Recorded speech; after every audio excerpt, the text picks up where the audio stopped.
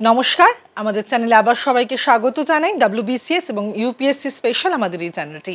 আমাদের এই চ্যানেলে স্পেশালি বাংলা অপশনালের ক্লাস করানো হয় এবং এছাড়া ইতিহাস optional, all GS papers, compulsory Bangla English ইত্যাদির ক্লাস করানো হয়। চ্যানেলে নতুন হলে সাবস্ক্রাইব করতে ভুলবেন না। আজকের ক্লাস বাংলা অপশনাল। WBCS এবং UPSC উভয়ের ক্ষেত্রেই সেটা প্রযোজ্য। আমরা বাংলা অপশনালের WBCS সিলেবাস এবং UPSC সিলেবাস মোটামুটি আমরা কভার করিয়ে ফেলেছি। আর যেগুলো বাকি রয়েছে সেগুলো আমরা কভার করাচ্ছি। যারা আমাদের সিলেবাসের বিভিন্ন অংশগুলো আগে দেখোনি, ভিডিওগুলো আগে দেখোনি, তারা কিন্তু প্লেলিস্টে গিয়ে অবশ্যই দেখে নিও। আচ্ছা, আজকের বিষয় পেপার 1 UPSC এবং WBCS এর উভয় ক্ষেত্রেই, ঠিক আছে? তো আমরা ভাষা তত্ত্ব নিয়ে আলোচনা করেছি। বাংলা পেপার 1-এ আমরা দেখেছি যে ভাষা তত্ত্বের কথা বলা রয়েছে, বা সিলেবাস তোমরা যদি দেখো সেখানে রয়েছে যে ধ্বনি পরিবর্তনের একটা জায়গা রয়েছে, ধ্বনি পরিবর্তনের নিয়ম, ধারা ইত্যাদি নিয়ে আমরা আলোচনা করেছি। এবার আমরা যদি চলে যাই ভাষার আরেকটা জায়গা, আরেকটা দিকে, সেটা হচ্ছে গিয়ে ধ্বনির আরেকটা জায়গা। মানে আমরা দেখেছিলাম ধ্বনির বাহ্যিক জায়গা, তাই তো? তার বাহ্যিক উপকরণগত পরিবর্তন, হ্যাঁ, ধ্বনির শব্দগত পরিবর্তন। এবার আমরা চলে যাব ধ্বনির অর্থগত পরিবর্তনে। তো মোটামুটি শব্দগত পরিবর্তন নিয়ে আমরা আলোচনা করেছি। তোমাদের সিলেবাসে আলাদা করে সমীভবন, হ্যাঁ, অপিনিহিতি, অভিশ্রুতি ইত্যাদি আলাদা করে রয়েছে। এছাড়াও আমাদের ধ্বনির পরিবর্তনও আলাদা করে করানো হয়েছে ক্লাস।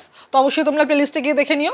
আজকে যেটা আমরা করাবো সেটা হচ্ছে গিয়ে অর্থগত দিক। হ্যাঁ, তো ধ্বনির শব্দগত দিকের সাথে সাথে আভ্যন্তরীণ যে জায়গা বা অর্থগত দিক, সেটা না হলে কিন্তু ধ্বনির কোনো প্রাণগত দিক থাকে না, তাই তো? তো ধ্বনির প্রাণ হচ্ছে তার অর্থ, কিন্তু এই অর্থ পরিবর্তনের একটা ধারা রয়েছে। আমরা যখন বাংলা সাহিত্যের ইতিহাস পড়ি বা আমরা ভাষাগত দিক পড়ি, ভাষাতত্ত্বের দিক পড়ি, তখন আমরা জানি যে যে কোনো বিষয়, যে কোনো ভাষা, মৌলিক ভাষা, যে কোনো ভাষা কোনোদিনই একই রকম থাকে না। তার শব্দগত যেমন পরিবর্তন ঘটে, তেমন তার অর্থগতও পরিবর্তন ঘটে।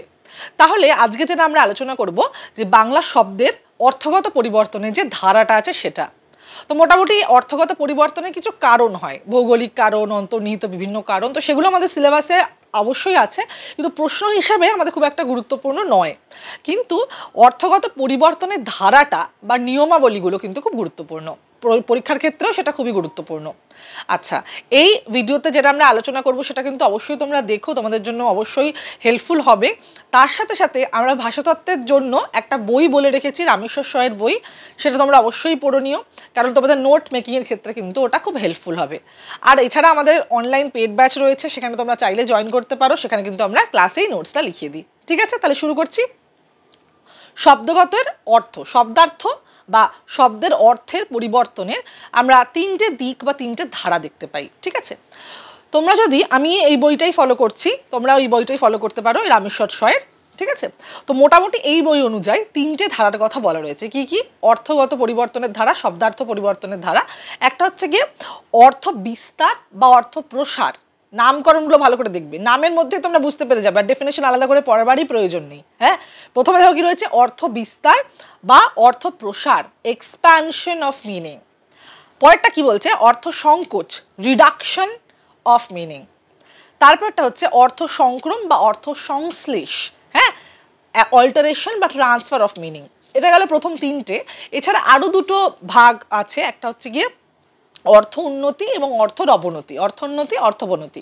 এই দুটো ভাগকে যদিও অনেক সমালোচকেরা, অনেক ভাষাবিজ্ঞানীরা মনে করেন না, মূল ভাগেরই একটা সূত্র ভাগ হিসেবে তারা ধরে নেন। কিন্তু আমরা যে তিনটে বিষয় জানলাম, যে অর্থ পরিবর্তনের যে তিনটে ধারা, কি কি দেখলাম আমরা? অর্থের পরিবর্তনের মধ্যে আমরা অর্থের প্রসার দেখলাম, অর্থের সংকোচ দেখলাম, অর্থের সংশ্লেষ দেখলাম। তার নামের মধ্যে আমরা মোটামুটি বুঝতে পারছি এই অর্থের প্রসারটা কি। অর্থের প্রসার বা অর্থ বিস্তার ব্যাপারটা কি? অর্থাৎ পূর্বে কোনো শব্দের অর্থ একটি মানে কুক্ষিগতভাবে বা খুব কমগত বিষয়ে, মানে তুচ্ছার্থকভাবে ব্যবহৃত হতো, কিন্তু সময় পরিবর্তনের সাথে সাথে তার অর্থ ব্যাপৃত আকার ধারণ করেছে, তার অর্থের যে বিস্তৃতি ঘটেছে। ধরো, যদি সোজা ভাষায় বোঝাতে যাই, ধরো কোনো কিছু বিষয়, কোনো কিছুর নামের, মানে কোনো কিছু বিষয়ের অর্থ খুব কম কিছু ক্ষেত্রে ব্যবহার করা হতো, খুব কম সংখ্যক বিষয়ে ব্যবহার করা হতো, কিন্তু তার ব্যাপ্তি আরও আস্তে আস্তে বেড়ে গেছে, তাহলে ওটা অর্থের প্রসার ঘটেছে। দুটো দিক আছে, এটা একটা গেল।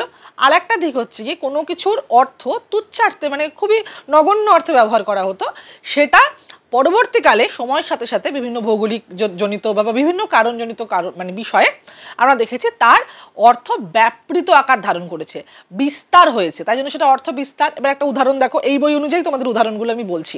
এই বইতে বলা রয়েছে, যেমন ধরো বর্ষাকাল, বর্ষাকালটা ব্যবহার করা হতো বর্ষ শব্দ বর্ষাকাল হিসেবে ব্যবহার করা হতো। হ্যাঁ, তাহলে বর্ষ শব্দ ছিল আগে, তার অর্থ ছিল বর্ষাকাল, কিন্তু এখন আমরা কি জানি, বর্ষ মানে সম্পূর্ণ বৎসর, তাই তো? তাহলে যেটার অর্থ ছিল বছরের একটি সামান্য সময়, একটি সময়, সেটা পরিবর্তিত হয়ে সম্পূর্ণ বৎসরে পরিণত হলো। তাহলে বর্ষ ছিল বর্ষাকাল, হয়ে গেল হচ্ছে গিয়ে বৎসর, সম্পূর্ণ বৎসর। ঠিক আছে, তাহলে এতে কি হলো, তার অর্থের বিস্তৃতি ঘটলো, অর্থের বিস্তার ঘটলো। ঠিক আছে, এছাড়া আবার ধরো যদি আমরা সংস্কৃত শব্দ পরশ্ব বলে একটা শব্দ ছিল, এইখানে উদাহরণ দেওয়া রয়েছে। সংস্কৃত পরশ্ব শব্দের অর্থ ছিল হচ্ছে গিয়ে আগামীকাল। হ্যাঁ, মানে পরশু, পরশ্ব থেকে পরশু এসছে। এবার আমাদের একটা বিষয় হচ্ছে, বাংলা ক্ষেত্রে আমরা দেখি কি একটা দুটো পরশু আমরা ব্যবহার করি, একটা হচ্ছে কি আগামী পরশু আর গত পরশু। তাহলে দু ক্ষেত্রে সেটা ব্যবহার করা হচ্ছে, যেটা শুধুমাত্র একটা ক্ষেত্রে ব্যবহার করা হচ্ছিল, মানে শুধুমাত্র আগামীর ক্ষেত্রে ব্যবহার করা হচ্ছিল, সেটা কিন্তু এখন গত পরশুর ক্ষেত্রেও ব্যবহার করা হচ্ছে। তাহলে কি হচ্ছে, মানে যেটা অল্প ক্ষেত্রে ব্যবহার করা হচ্ছিল সেটা এখন ব্যাপৃত আকারে ব্যবহার করা হচ্ছে। তাহলে এখানেও কিন্তু অর্থের প্রসার বা বিস্তার ঘটেছে। হ্যাঁ, আচ্ছা, পরেরটা আমরা চলে যাচ্ছি অর্থ সংকোচ। অর্থ সংকোচ মানেই বুঝতে পারছো, একেবারে অর্থ প্রসার বা বিস্তারের একেবারে বিপরীত দিকে রয়েছে। অর্থাৎ যেটা হচ্ছিল তুচ্ছ থেকে ব্যাপৃত, এটা হয়ে গেছে ব্যাপৃত থেকে তুচ্ছ। ঠিক আছে, একেবারেই তার বিপরীত। তার উদাহরণ হিসাবে বলছি, যেমন ধরো প্রদীপ।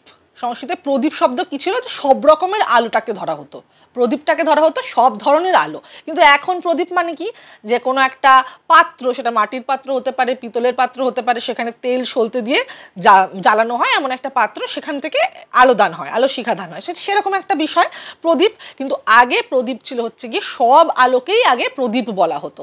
তাহলে তার ফলে কি হলো, যেটা সব আলোকেই প্রদীপ বলা হতো সেটা এখন একটি মাত্র আলোকে বলা হচ্ছে। তাহলে কি হচ্ছে, এটার একটা ব্যাপৃত বিষয় থেকে, ব্যাপ্তি থেকে তুচ্ছার্থক জায়গায় কিন্তু চলে আসছে। তাহলে এটা কি হচ্ছে, অর্থের সংকোচন বা অর্থের সংকোচ ঘটছে। বোঝা গেল? আচ্ছা, এরপরে হয়ে যাচ্ছে অর্থ সংক্রম। এই বিষয়টা একটু ভালো করে বুঝতে হবে, সংক্রম বা সংশ্লেষ যেটাই বলো না কেন, এই বিষয়টা একটু ভালো করে বুঝতে হবে। কেননা আমরা দেখলাম যে নামের মধ্যেই ছিল, অর্থের বিস্তার মানে বিস্তার ঘটছে, তুচ্ছ থেকে ব্যাপৃত হচ্ছে বা ব্যাপ্তি পাচ্ছে, আর এই অর্থ সংকোচের বিপরীতটা, ব্যাপ্তি থেকে তুচ্ছতায় আসছে। কিন্তু অর্থ সংকোচ বা অর্থ সংশ্লেষ মানে হচ্ছে গিয়ে যে পরিবর্তনটা প্রথম অর্থের সাথে, মানে প্রথম যে অর্থটা ছিল তার সাথে যে পরিবর্তনের কোনো মিল খুঁজে পাওয়া যায় না।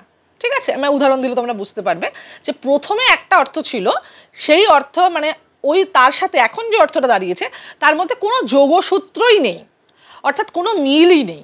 তাহলে আমরা বুঝতেই পারছি না যে এটার অর্থ আচ্ছা আগে এটা ছিল এখন এটা হয়ে গেছে, এই বিষয়টা।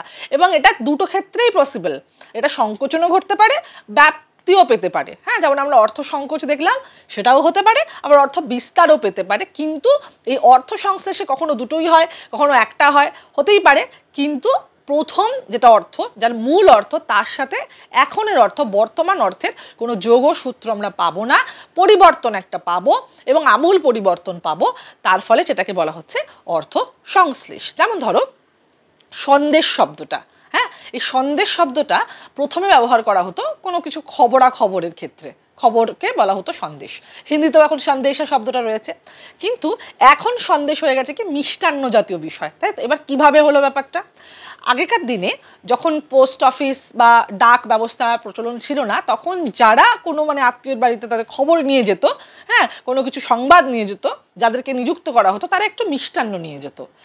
এই ক্ষেত্রে সেই মিষ্টান্ন নিয়ে যাওয়ার সাথে একটা খবরের যোগাযোগ বা সংবাদের একটা যোগাযোগ হয়ে গেল। তার ফলে কি হলো, আস্তে আস্তে পরিবর্তনের সাথে সাথে সেই সন্দেশটা একটা মিষ্টান্ন জাতীয় বিষয়ে পরিণত হলো। আবার দেখো, সন্দেশ মানে সম্পূর্ণ মিষ্টান্ন জায়গায় একটা ছিল, যে প্রথমে কি ছিল, যে একজন মানে ব্যক্তি খবর নিতে যাচ্ছে, তাই জন্য তার কাছে একটা কিছু মিষ্টান্ন ছিল, সেখান থেকে সন্দেশ এলো, মানে সব ধরনের মিষ্টান্নকে সন্দেশ বলা হচ্ছে। কিন্তু আস্তে আস্তে এখন কি দাঁড়িয়েছে, সন্দেশ মানে কোনো একটি মানে এক জাতীয় মিষ্টি, এক জাতীয় মিষ্টান্ন, তাই তো? সব ধরনের মিষ্টান্নকে তো আমরা সন্দেশ বলছি না। তাহলে কি হচ্ছে? পরিবর্তন ঘটছে। প্রথম কথা, একেবারে খবর সংবাদ থেকে মিষ্টান্ন আর একটি বিশেষ জাতীয় মিষ্টান্ন, এই পরিবর্তনের মধ্যে কোনো যোগসূত্র দেখতে পাচ্ছ? মানে আমরা যদি দেখি এরকম ব্যাপারটা, মানে যেটা অর্থ ছিল একেবারে আমূল পরিবর্তন, মানে যেটা ছিল সংবাদ সেটা হলো মিষ্টি। তো এই আমূল পরিবর্তনটা কিন্তু আমরা অর্থ সংশ্লেষের উদাহরণ হিসেবে দেখে নিতে পারি। তোমরা কিন্তু এই বইটা অবশ্যই ফলো করবে, এই বইয়ের মধ্যে তোমরা পেয়ে যাবে, ঠিক আছে? আচ্ছা, এবার যেটা দুটো বললাম, অর্থ উন্নতি এবং অর্থবনতি, মানেই নামের মধ্যে বুঝতে পারছো যেটার শব্দর অর্থে প্রথমে যেটা নাম ছিল সেটার একটা উন্নতি ঘটছে। হ্যাঁ, মানে যেটা আগে মানে বলা হতো তুচ্ছ ক্ষেত্রে, সেটা নামটা চেঞ্জ হয়ে যাচ্ছে, মানে অর্থটা চেঞ্জ হয়ে যাচ্ছে। যেমন ধরো এখানে আগে যেমন ব্যবহার করা হচ্ছে বাতুল। হ্যাঁ, বাতুল শব্দটা বায়ুগ্রস্ত বা উন্মাদ হিসেবে ধরা হতো, এখন বাতুলটা বাউল হয়ে গেছে, বাতুল থেকে বাউল হয়ে গেছে, তাহলে বিশেষ ধর্ম সম্প্রদায় হয়ে গেছে, তাহলে এটার উন্নতি ঘটেছে, অর্থ উন্নতি। হ্যাঁ, আর অবনতির ক্ষেত্রে যেমন ধরো, বা ভোগের ক্ষেত্রে অর্থ উন্নতি ঘটেছে। অবনতির ক্ষেত্রে যেমন ধরো হচ্ছে গিয়ে উপাধ্যায় থেকে ওঝা হয়ে গেছে, তো উপাধ্যায় হিসেবে আমরা দেখেছিলাম কোনো উপাধ্যায় অধ্যাপক এইরকম জায়গা থেকে একটা ওঝার জায়গায় চলে আসছে, তাহলে একটা অবনতি ঘটছে, এই দিকটা দেখতে পারি। বা মহাজন শব্দের অর্থ ছিল হচ্ছে গিয়ে মহৎ ব্যক্তি, সেই মহৎ ব্যক্তি এখন হয়ে গেছে কি সুদখোর একজন ব্যক্তি, তো তার অবনতি ঘটেছে। যদিও এই দুটোর মধ্যে আমরা অর্থ সংশ্লেষ, অর্থ প্রসার বা অর্থ সংকোচনের একটা দিক অবশ্যই দেখতে পাই, তাই অনেক সমালোচকেরা এই যে অর্থবনতি বা অর্থোন্নতিটাকে আলাদা করে দেখেন না কোনো ভাগ হিসেবে অর্থ বিবর্তনের ধারা বা পরিবর্তনের ধারার মধ্যে, ঠিক আছে? কিন্তু তাও যদি আমাদের প্রশ্ন উত্তর লেখা থাকে, তোমরা একটা ছোট পয়েন্ট করে অর্থোন্নতি এবং অর্থবনতি এই বিষয়টা তোমরা উল্লেখ অবশ্যই করে দিও, ঠিক আছে? তাহলে মোটামুটি এই ছোট্ট ভিডিওর মাধ্যমে যতটুকু সম্ভব বোঝানোর বুঝিয়ে দিলাম, এটা আলাদা করে কিছু ব্যাপার নয়। ভাষাতত্ত্ব কিছু দিকগুলো তো ভীষণই মানে ভালো করে বুঝতে হয়, না বুঝে লেখা যায় না, তো এই টপিকটা খুবই একটা মানে ফ্ল্যাট টপিক, ভালো করে পড়লেই মোটামুটি নিজের মতো করে লেখা যায়, ঠিক আছে? তো অবশ্যই ভিডিওটা কেমন লাগলো জানাতে ভুলো না। এরকম আরও অনেক টপিক যেগুলো বাকি রয়েছে সিলেবাসে, সেগুলো অবশ্যই মানে কমপ্লিট করিয়ে দেবো, তোমাদের কোনো চিন্তা নেই। কিন্তু এই ছোট ভিডিওর মাধ্যমে জাস্ট আলোচনাটাই তো পসিবল, ক্লাসে নোটসটা লেখানো পসিবল। তো তোমরা যারা আমার ক্লাস করতে চাও তার স্ক্রিনে দেওয়ার নাম্বারে অবশ্যই কন্ট্যাক্ট করো। নতুন ব্যাচ কিন্তু আমাদের শুরু হয়ে গেছে, WBCS এবং UPSC উভয়ের ক্ষেত্রে বলছি, নতুন ব্যাচ আমাদের শুরু হয়েছে, সপ্তাহে 2 দিন ক্লাস হয়, অনলাইন ক্লাস, তোমাদের কোনো অসুবিধা হবে না, এবং একটা নমিনাল চার্জ রাখা হয়েছে, ঠিক আছে? ডিটেলস জানার জন্য আমাদের স্ক্রিনে দেওয়ার নাম্বারে কন্ট্যাক্ট করতে হবে। আর বাংলা অপশনালের আমি জানি তোমাদের সেরকমভাবে কোনো আলাদা করে এক্সপোজার পাও না, তার জন্যই আমাদের কিন্তু ইউটিউবের এই চ্যানেলটা, সিলেবাস অনুযায়ী প্রশ্ন উত্তর কীভাবে লিখতে হয়, সিলেবাসের প্রত্যেকটা টপিক অনুযায়ী কিন্তু আমাদের ক্লাস করানো হয়। সাথে থাকো, আর তোমরা অনেক ভালোবাসা দিয়েছো, অনেক কমেন্ট করো, তাদের উত্তর আমি দেওয়ার চেষ্টা করি, একটু যদি দেরি হয়ে যায় তাহলে একটু ক্ষমা ঘেন্না করে দিও। দেখা হচ্ছে অবশ্যই পরের ভিডিওতে, কমেন্ট বক্সে জানাও আর কি তোমরা নতুন ভিডিও চাইছো, আমি অবশ্যই চেষ্টা করব তোমাদের সাহায্য করার। দেখা হচ্ছে পরের ভিডিওতে, নমস্কার।